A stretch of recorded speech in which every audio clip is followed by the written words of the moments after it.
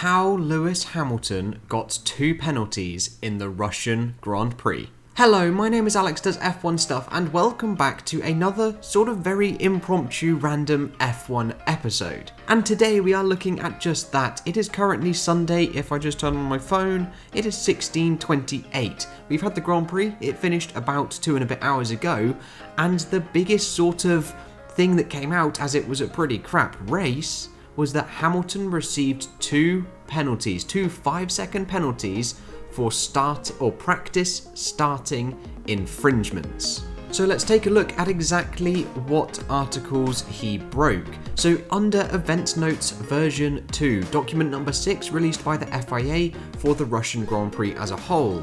Point 19 and 19.1, practice starts may only be carried out on the right-hand side after the pit exit lights, and for the avoidance of doubt, this includes any time the pit exit is open for the race. Drivers must therefore leave adequate room on the left for other drivers to pass. And then 19.2, for reasons of safety and sporting equity, cars may not stop in the fast lane at any time in the pit exit or when the pit exit is open without a justifiable reason. So stated by Crofty in the commentary at the time, he said that it was Article 19.2 that Lewis Hamilton broke. It was not. It was 19.1 for the event notes.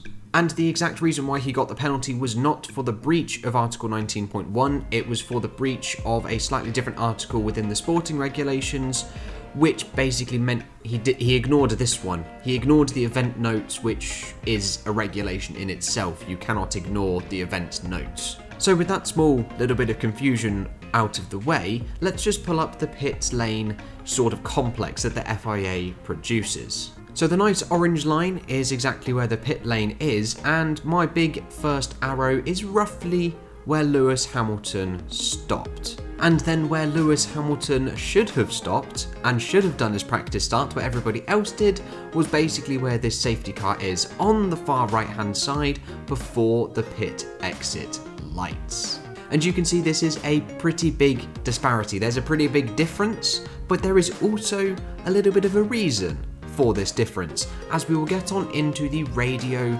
transmissions from Lewis to Bono. So Lewis Hamilton opens up. It's all rubber out here. Am I able to go further out or not? Now bear in mind, at this point of the radio transmission, he is currently, I think, behind a Renault in the pit lane practice starting box, about to do his practice start. And then Bono replies, "A firm."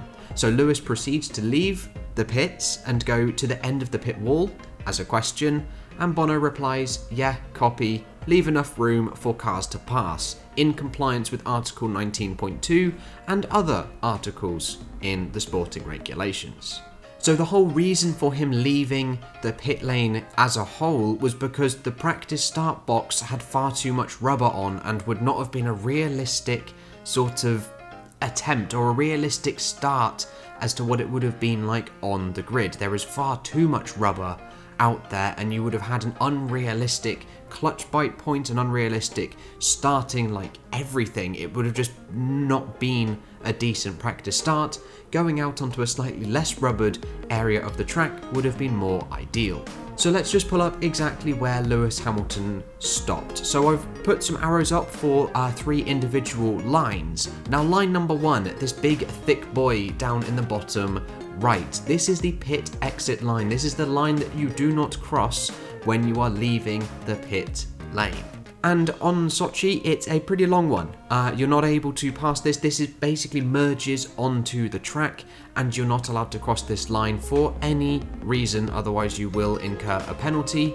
Line number 2 is this one going along the middle, which Lewis Hamilton is to the right of, in which he is complying with Article 19.2, as he is no longer in the fast lane, as the fast lane is between these 2 white lines. Line number 2 indicates the edge of the track, and it merges from the pit lane exit to the pit lane exit on the track, if that makes sense. So you merge from where Hamilton currently is into the pit lane exit to the right hand side of line number 1. Hopefully that makes sense. It is a little bit confusing with all the lines, etc.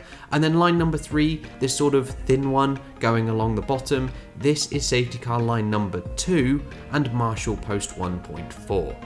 And so going to his first violation, penalty decision number 1, document 46 of the Russian Grand Prix weekend at 32 minutes past 1 o'clock for the reconnaissance lap. This is on his way to the grid.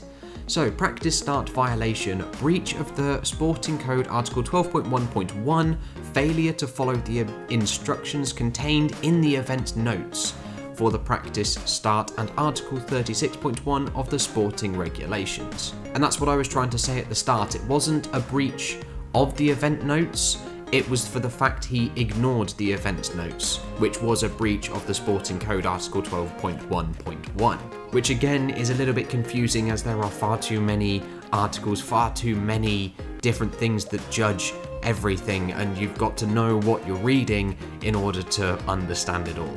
And we all know the decision, a 5-second time penalty and 1 penalty point imposed as well.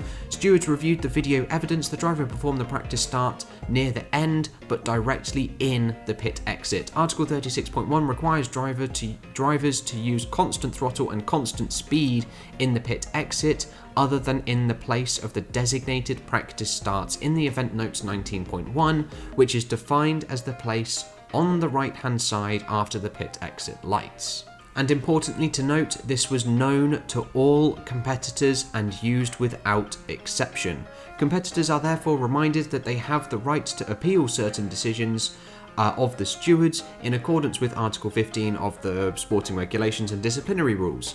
So it's possible that Mercedes may just appeal, but I doubt it, because they still ended up winning the race and it wouldn't have really cost it. I don't think they would have got a 1-2 even without these 2 penalties. But then we also get decision number 2. It is exactly a carbon copy, identical. I don't know where he did 2 practice starts. As the video that I have watched and the only video evidence that I have seen, he has only done 1.